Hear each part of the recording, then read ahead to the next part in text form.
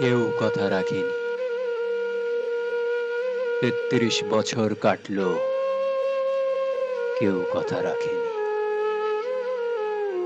ছেলেবেলায় এক বষ্টমী তার আগমনী গান হঠাৎ থামিয়ে বলেছিল, শুক্লা দ্বাদশের দিন অন্তরাটুকু শুনিয়ে যাবে।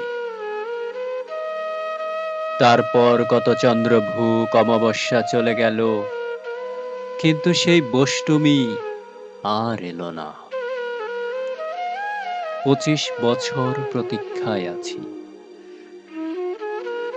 মামাবাড়ির মাঝি নাদের আলী বলেছিল, বড় হও দাদা ঠাকুর, তোমাকে আমি ৩ প্রহরের বিল দেখাতে নিয়ে যাব। সেখানে পদ্ম ফুলের মাথায় সাপ আর ভ্রমর খেলা করে। নাদের আলী, আমি আর কত বড় হব? আমার মাথায় ঘরের ছাদ ফুঁড়ে আকাশ স্পর্শ করলে তারপর তুমি আমায় ৩ প্রহরের বিল দেখাবে? একটাও রয়্যাল গলি কিনতে পারিনি কখনো।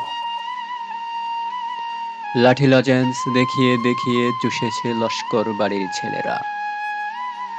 ভিখারির মতন চৌধুরীদের গেটে দাঁড়িয়ে দেখেছি ভিতরের রাস উৎসব।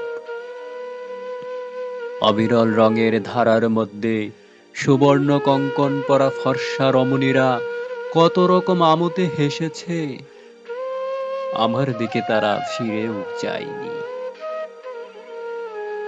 বাবা আমার কাঁধ ছুঁয়ে বলেছিলেন, দেখিস একদিন আমরাও। বাবা এখন অন্ধ, আমাদের দেখা হয়নি কিছুই। সেই রয়্যাল গলি, সেই লাঠি লজেন্স, সেই রাস উৎসব আমায় কেউ ফিরিয়ে দিবে না। বুকের মধ্যে সুগন্ধি রুমাল রেখে বরুণা বলেছিল, যেদিন আমায় সত্যিকারের ভালোবাসবে সেদিন আমার বুকেও এরকম আতরের গন্ধ হবে। ভালোবাসার জন্য আমি হাতের মুঠোয় প্রাণ নিয়েছি, দুরন্ত ষাঁড়ের চোখে বেঁধেছি লাল কাপড়। বিশ্ব সংসার তন্ন তন্ন করে খুঁজে এনেছি ১০৮টা নীল পদ্ম, তবু কথা রাখিনি বরুণা।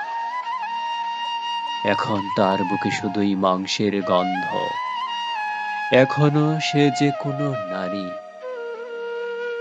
কেউ কথা